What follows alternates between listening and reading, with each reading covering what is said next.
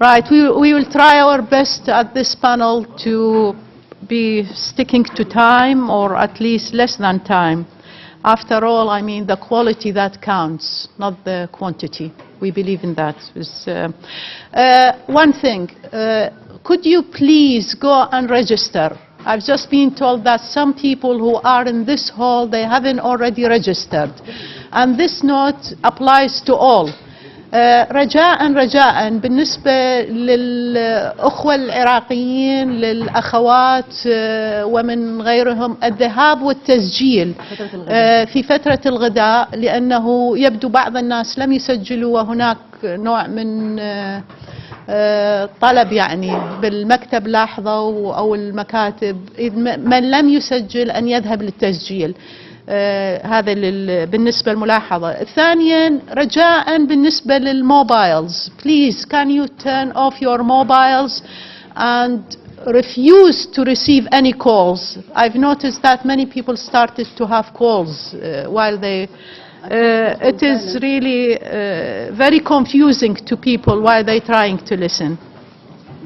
All right, this panel is special, I think, not just because I am chairing it, but also because we have 3 or 4 speakers, eyewitnesses on Iraqi major historical moments from different angles. We'll have a speaker who's going to talk about sanction times, about the war and invasion, and also we have someone who's Ross, who's going to speak about his own experience as one of the occupying forces. So we will have both sides of the occupied and the occupier. They're going to speak about their experiences in addition to the legal framework as it's going to be presented by Dr. Basim. So I'll say no more, and I'll start with Eman A Khamas. Please, if you need any information, it's all in the booklet, so I don't need to introduce each individual every time. Thank you. Eman. Good morning, everybody. Is it working?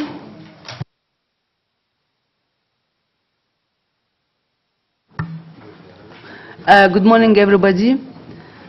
Before I start, I would like to salute somebody in this sala, and he is one of the pioneer Iraqi journalists, and his life was targeted, but he was missed.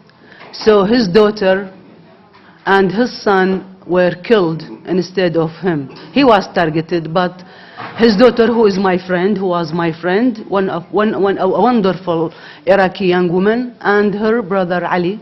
Her name is Huda and her brother is Ali. Both were killed instead of their father. And the father is present here. Ustad Ziya Hassan.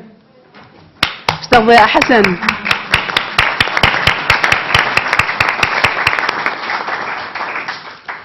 And he came from Sweden, as he lives there as a refugee now. As an Iraqi citizen and who lived through the wars, as a journalist before the occupation, and as a director of the International Occupation Watch Center from July 2003 through 2006, I am asked to give an eyewitness report of the murderous occupation and its lasting consequences, the destruction of Iraq, the situation today, the sanctions, the war of aggression, the political process, and the provoked sectarian divisions. I will be very brief and concentrate on the crimes that I personally witnessed and documented. Not everything, only the things that I saw and documented in these. I have 2 books. I brought them here. And all my stories are documented and published in these two books.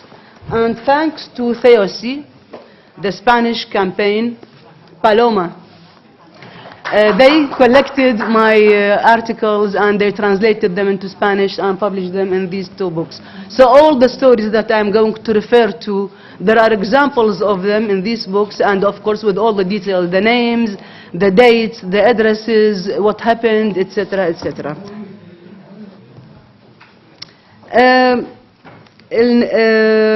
I will also talk about what I call the invisible crime of killing the sense of Iraqi identity. Okay. Okay.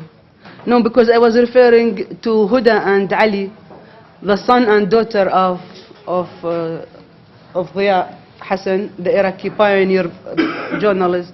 Here are their pictures. They were killed instead of their father. Of course, Iraqi journalists were targeted, and about 400 Iraqi journalists were killed during the occupation. So here are Huda and Ali.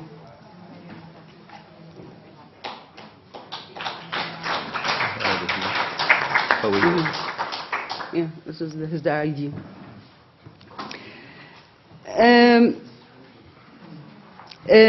Well, I was saying that I'm going to talk about an invisible crime that is killing the sense of nationhood, the sense of Iraqiness, the sense of being Iraqi. And if you go to Iraq, any one of us Iraqis who go to Iraq now and say that they are Iraqis, that doesn't mean anything. He has to say from where he is, which town, which village, which tribe, which sect, which political party, etc. Otherwise, he is lost. So I will refer to this crime that, well, I'm working on it now, investigating it, but I will refer to it too.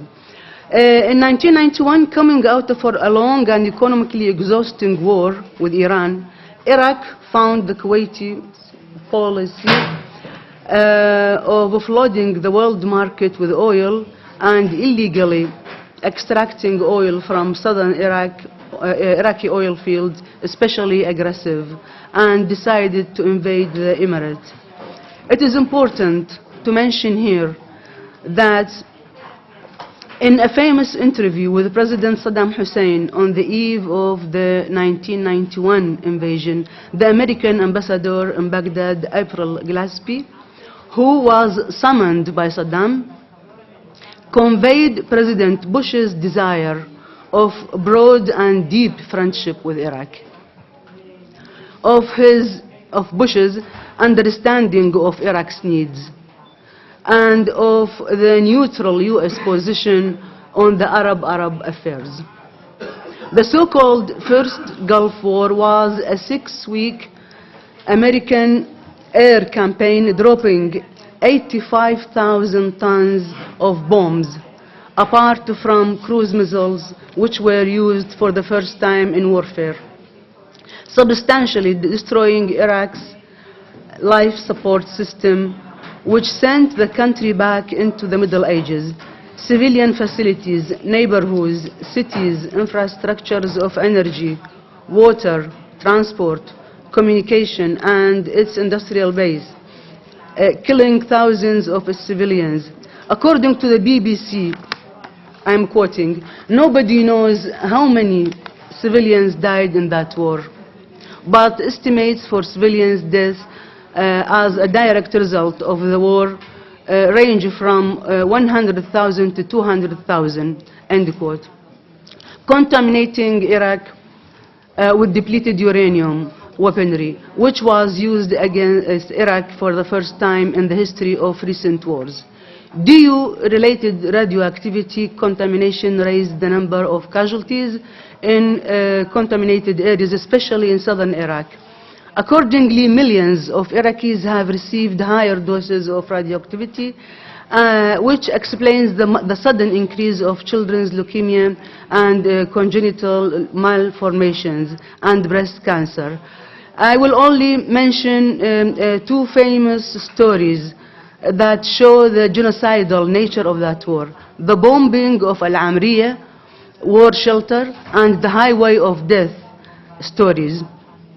On February 13, 1991, two American 2,000-pound laser-guided bombs were dropped on Baghdad's Al-Amriya bomb shelter, where 480 civilians, mainly women and children, were literally incinerated, And on March 2nd, 1991, 2 days after the ceasefire was announced on February 28 between the Iraqi and the US armies, the American troops attacked the retreating Iraqi troops from the back, killing thousands. The US soldiers' testimonies also confirmed that hundreds of surrendering Iraqi soldiers were executed in the battlefield. And my friend Ghazwan is going to talk about this specific issue of burying the Iraqi soldiers in the desert. A downward trajectory started here, and through another equally devastating war, which was the most comprehensive economic sanctions in history imposed on Iraq by the UN in 1991 and perpetuated by the US until 2003. When the Iraqi society tottered on the verge of famine and total collapse 6 years after imposing this siege, the UN Security Council came up with the Oil for Food program, allocating 32 cents per day for every Iraqi to cover his needs of food, medicine, agriculture inputs, electricity, water, sewerage, and education, according to the program UN coordinator Hans von Sponik. By the way, all the information, all the data, all the numbers that I'm mentioning are documented here, and if any one of you wants, I can send it by email, and you can go to the source of the information and check it. Mortality of children under the age of 5 years reached 131 per thousand in 1999, and 25% suffered chronic, often irreversible malnutrition and communicable diseases spread on epidemic scale. By mid-90s, 567,000 Iraqi children under 5 died, according to the UN numbers. And the equivalent of the combined total, this is the equivalent of the combined total of 2 Hiroshima atomic bombs and the former Yugoslavia ethnic cleansing. The then US ambassador to the UN, Madeleine Albright, said in her infamous sentence that the price was worth it to change the Saddam regime. 1,100 Iraqis were dying every month, and by 2000, approximately 1 million Iraqi children under 5 died. The sanctions wiped out a single generation of literacy and destroyed the hospitals and the healthcare system. Under the siege, Iraq was prohibited from selling its oil, over 90% of its income, and the economy was brought to standstill. The Iraqi dinar value dropped from $1 equals 4 Iraqi dinars in 1990 to $1 equals 2,000 Iraqi dinar. You can imagine. In the 10th year of the sanctions, average salaries became the equivalent of $2 a month and could not cover even a bus ticket, while prices skyrocketed. Overall, poverty rated 62% in '92. Consequently, many Iraqis left work and lost their economic independence. Others sold whatever valuable properties they had, became street vendors, or begged to survive and support their families. Women-supported families increased due to their husband's death, absence, disability, or chronic illness. Poverty forced women and young girls to live in overcrowded houses and to work in unsafe environments, exposing them to violence and abuse. Studies showed that Iraqis suffered from anxiety, sleeplessness, and fear due to social and psychological pressures and problems. All these crimes are documented in details in several books, but we are in a legal congress here. I would like to refer to Ramsey Clark et al. Report on the war and US war crimes against Iraq. to the Commission of Inquiry for the International War Crimes Tribunal, which could be found on the internet, and I have the website here. I have some numbers and percentages, and that is, I will jump just to save time. As far as the invasion and occupation of, excuse me, okay, I will be slow. As far as the invasion and occupation of Iraq in 2003 are concerned, it is impossible to mention all the crimes in a few minutes, especially that many other people are going to testify here. From my house in Firdaus Square, I could see the US tanks entering the presidential palace across the river in Baghdad. I witnessed the fall of the statue, where there were just few men and some children, nothing big as shown on TVs. The Occupation Watch Center, which was, by the way, an international organization created by many organizations, among them, and actually the founder was Code Pink, who is represented here in this sala by Jody Evans. Jody, hi. And by the way, before I started, Jody showed me something very interesting. They made these cards, playing cards, and it reads, "Be loud, be bold, arrest the war criminals."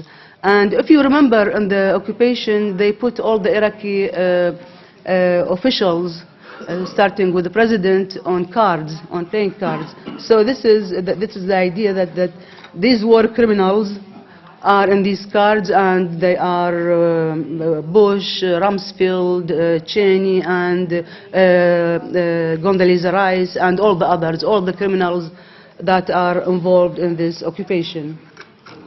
5 minutes, really? Okay, so as far as the occupation, the invasion and occupation of Iraq are concerned, it is impossible to mention. I said that. I referred to Occupation Watch, but I found it, Occupation Watch found ourselves obliged to concentrate on two main issues, which were the detentions and the bombing of cities. We tried to work on political, economic, and legal issues, and we wrote many articles and many reports about that many of them are here in these two books. Scholars often ask why Germany and Japan plans after the Second War could not succeed in Iraq, and are bewildered by the paradoxical gap between the projects supported by huge funds, extraordinary official interest and media coverage, high training and facilities on the one hand, and the miserable realities in the Iraqis' conditions under and after the occupation on the other. They do not realize that the occupation was an extension of the economic sanctions, and try to explain it away by lack of security, conservative Iraqi culture, political uncertainty and corruption, or increase in religious activism. I argue that similar factors had not been able to stop Iraqi development in the past, and that these factors were created and enhanced by the occupation itself, not the opposite. The US misused human rights issues as part of its soft power arsenal alongside the military and political weapons. The US failed to convince the UN Security Council to legitimate the war, and it was left with soft power to justify it. Human rights and democracy stories were the most powerful sources of attraction. Thus, some diasporic Iraqis in the US and Britain became holy grails in this mission. They are the government now, of course, they are government now. They served a double purpose. They presented native stories that confirmed the war discourse and participated in building political and public support for it. And later in Iraq, after they returned, with the invasion, they were trained to play a bigger role in Iraq's transformation on grassroots level, the Iraq that we see now. The occupation authorities, or the Coalition Provisional Authorities, CPA as it was called, was created and funded by the US Ministry of Defense. It was not civil as they pretended. Gave itself all executive, legislative, and judicial authorities over Iraq through 100 orders issued by the U.S. Governor of Iraq, Paul Bremer. The first and the second orders were of the de-Baathification and dismantling of Iraqi armed forces. On July 2nd, it appointed the members of the Governing Council on sectarian and ethnic basis, which became the nucleus of the existing Iraqi government and which issued the transitional administrative law. Origin of the existing Iraqi constitution. Order 39 privatized the Iraqi economy, designed to create favorable environment for friendly foreign investors, thereby allowing American and multinational corporations to dominate Iraq's economy. I have to jump in this case.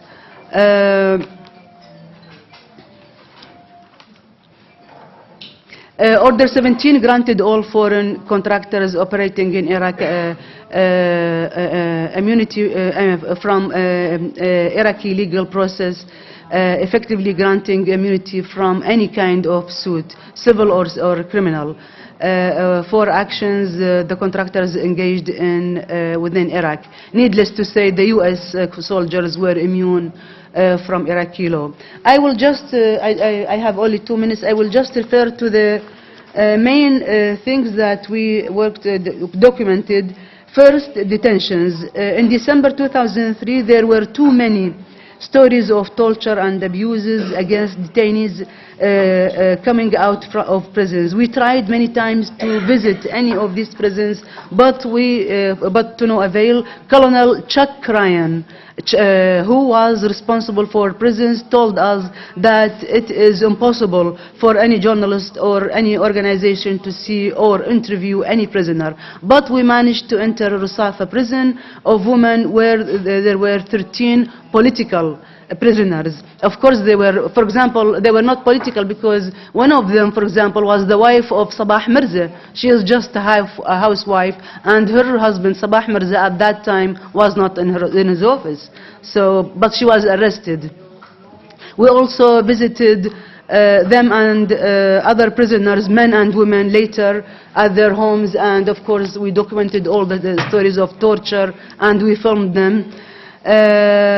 The issue of women is absolutely difficult to get their testimonies or even to say that they were imprisoned at all for social, psychological and security reasons. You have heard about Abu Ghraib and Badoush and Kambuka. These are just spectacular stories. The stories that we found, and the American prison, for example, K8, K22, al-Baghdadi prisons, the horrible stories that we documented and of course we found are much worse than the ones the spectacular stories of sexual abuse, which are of course outrageous in the first place. The second thing that we documented is snipers. On April, for example, this is one example. On April 17, 2004, in the town of Al-Qa'im, the U.S. Army committed a massacre that was never mentioned in the media. Okay, I have to conclude. So the snipers used to hide in certain places in different towns of Iraq and kill civilians and elderly women and children. For example, this man is a father of a child of 9 who was killed by a sniper. We don't know why. The boy was coming out from his house to his grandfather's house, and he was killed with a bullet in his head by a sniper. This is his father, and the story is here. Snipers were killing the civilians for no understandable reason, elderly people, etc. Robberies. American soldiers, when they raid houses, they steal what is there in the house, money, jewelry, anything, and they destroy that. And again, this is ununderstandable. Why they do that? There is no explanation. And in Al-Qa'im, they did something that is never mentioned in the media. They opened an office and asked the people to bring documents about these robberies. And the people, the Iraqis, naively gave them all the documents, and the original documents, and the photos, and everything. And the next week, the office disappeared with all the documents. So, I mean, just to see the kind of crimes they were committing against civilians, I'm talking. Again, one of the things that they did is that when they bombed cities, that we concentrated on that, they prevented hospitals from sending ambulance to give support to families, the women that were injured. And these people were left to bleed to death for a day, for 2 days, in front of their own families. I am sorry, I have to obey Haifa. There is only one thing, the missing. We have thousands of Iraqis that we don't know if they are alive or dead. They are just missing. And especially from March 20 to May 1st. If you go to any American organization, base, any official, ask them about the Iraqis who were missing in this period, they say, we don't know, we don't have any. And we are talking about thousands. From that point until this moment, Iraqis keep on being missing. And we have millions of Iraqis, especially men, that are simply disappeared. We don't know, their families don't have any idea if they exist, if they die, where they are. What about them? I have to stop, no? I'm sorry, I have so many things, but... Thank you. Thank you. Well, but, thank you. I can send you my speech. I mean, give me your emails, and I can send you all the information that you need. I think the plight is so huge that we really cannot cover everything. It's huge. But we will try our best here to focus on specific cases, specific aspects of the occupation. The occupation hasn't been kind for Iraqis. We know that. So